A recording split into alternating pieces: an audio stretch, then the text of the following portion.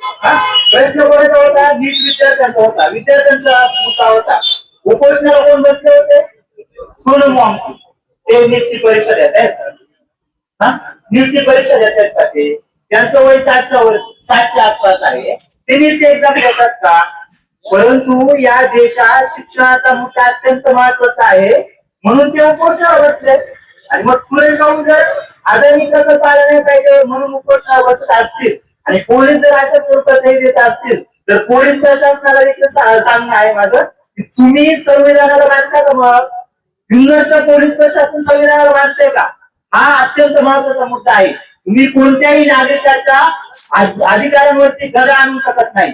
आणि अशा पद्धतीनं अदानीच्या बाजूने जर कोणतंही प्रशासन किंवा कोणी भूमिका घेत असेल तर या शिवजन्मभूमीतला एक एक तरुणी त्याला विरोध केल्याशिवाय राहणार नाही.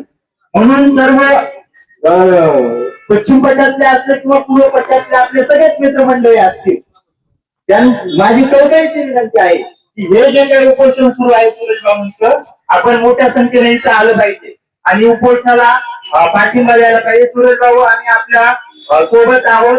जोपर्यंत तुमचं उपोषण जे काही आहे ते अदानीच्या विरोधात उपोषण आहे.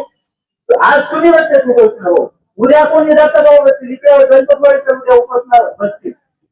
काय अर्थ आहे? जितकं मोठ्या प्रमाणात आम्ही तर त्या दिवशी मिटिंग घेतली म्हणजे सह्याद्री बचाव संघर्ष समितीची मिटिंग घेतली ज्या दिवशी स्थापन केली त्या दिवशी स्पष्ट भूमिका आम्ही घेतलेली होती की कोणताही म्हणजे उद्या एखाद्या आमच्या कांचन डबऱ्यावर फिरायला येणारा छत्रपती संभाजीनगर मधला एखादा व्यक्ती असेल आणि तो समजा छत्रपती संभाजीनगर मध्ये उपोषणाला बसलेला असेल किंवा इतर उपोषणाला बसला असेल आणि त्याची जर मागणी असेल की अदानी प्रकल्प हा रद्द केला अशी आमची भूमिका आहे तर आम्ही त्याला विरोध करायचा. आम्ही त्यांना पाठिंबा देणार नाही. 100% आम्ही त्या मागणीला पाठिंबा देऊ. मी तर म्हणतो महाराष्ट्रात आणि मुद्दा हे राहतोय महाराष्ट्रामध्ये 59 प्रकल्प येतात. आता उगाच आपण जुन्नरचा प्रकल्पावरती बोलतोय म्हणजे महाराष्ट्रामध्ये 59 प्रकल्प येतात. 28 त्यातले 28 प्रकल्प एकट्या सह्याद्रीमध्ये आहेत. सह्याद्री विकायला काढला आहे. या सह्याद्रीच्या बळावरती छत्रपती शिवाजी महाराजांनी अख्ख्या विरोधकांना मोगलांना निजामांना सरोका करून सोडलं. त्या सह्याद्रीला पोखरायचं धर्मदेव काम सुरू आहे आणि हे असताना पुढच्या टप्प्यावरती आंदोलन फक्त जुन्नर पुरतं राहणार नाहीये. मुळात राहिलेलंच नाहीये ते जुन्नर पुरतं आणि आडोशी किंवा लवाईचा तर मुद्दाच नाहीये. हे सगळे नागरिक आहेत सह्याद्रीमध्ये राहणारे महाराष्ट्रातले देशातले हे सगळे ज्या पद्धतीनं आरवलीवरती संकट आलं आणि अख्खा देश त्या आरवलीच्या संरक्षणासाठी देशभरामध्ये आंदोलन सुरू होती त्याच पद्धतीनं आज इथे उपोषण सुरू आहे. उद्या महाराष्ट्र वाचवण्यासाठी आपली मराठी भाषेचं जे अभिजात चर्चा आहे नाणेघाट वाचवण्यासाठी आणि शिवभूमी वाचवण्यासाठी संपूर्ण महाराष्ट्र आणि संपूर्ण देश उभा राहणार आहे. त्यावेळेस आपल्याला समजेल की कशा पद्धतीनं सह्याद्री वाचवण्यासाठी आम्ही छाती सपोर्ट करतो. त्याच्यामुळे हा मुद्दा अत्यंत संवेदनशील आहे, अत्यंत महत्वाचा आहे. त्यामुळं कोणीही इथं राजकारण करू नये आणि पोलीस प्रशासन असे पत्र देऊन त्यांना वाटत असेल की जनसुनावणी ते करतील तर त्यांना माहिती नाहीये की ते जनसुनावणी करू शकत नाहीये. जर त्यांनी जनसुनावणी रद्द केली नाही तर इथल्या जुन्नरच्या प्रशासनाला समजेल की इथल्या शिवजन्मभूमीची लोक जे आहेत ना हे खरंच छत्रपतींचे वारसदार आहेत. हे लक्षात घ्या. त्याच्यामुळे कोणी असं हे करू शकत नाही. त्या दिवशी सुरेशरावांना माहिती कलेक्टरांना उपजिल्हाधिकाऱ्यांना पत्र दिलं त्यांनी पत्र वाचलं नाही तिथं त्यांच्याशी भेटलेलं होतो. कलेक्टरांशी ही काय किरकोळ गोष्ट आहे. इथं अदानीचा प्रकल्प येतोय अदानीचा जुळाभाव आहे नरेंद्र मोदी त्यांच्याशी खरं म्हणजे ही मिळत आहे. इथं जुन्नर तालुक्यातल्या सगळ्यात लोकांना माझी विनंती आहे हा साधा प्रकल्प नाहीये.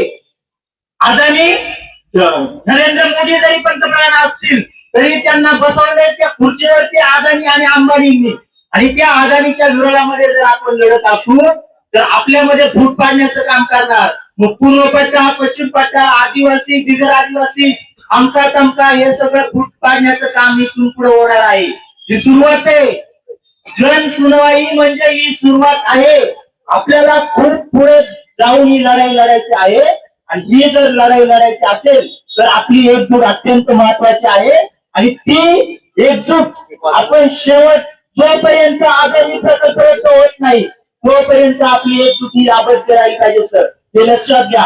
त्याच्यामुळं धमक्या फाटाफुटी या कोणत्याही गोष्टींना आम्ही बळी पडणार नाही हाच इशारा करा. म्हणजे येतो आपण खूप रेकॉर्डिंग व्हायचे भाषण अजून आपली बरीच व्हायचे. यांना कदाचित माहितीये म्हणजे बऱ्याच जणांना माहितीये की आम्ही काय काय केलेलं. आदिवासी विकास मंत्र्याला आणि आम्ही कॉलेजला असताना आदिवासी विकास मंत्र्यांना आम्ही रस्त्यावरती एक तास उभं केलं होतं. त्याचं माहितीये आदिवासी विकास मंत्र्यांच्या समोर सेक्रेटरींना आम्ही भेटलो होतो. इथं एवढ्या हलक्यात घेऊ नका आम्हाला. हेच मला सांगायचंय. अजून खूप दूरवरची लढाई आहे आणि या लढाईमध्ये आपण सगळे सोबती आहोत सूरज भाऊ. त्याच्यामुळे आम्ही तुमच्या सोबत आहोत एवढं सांगायचे. तुम्ही आमच्या सोबत आहे आम्ही तुमच्या सोबत आहोत.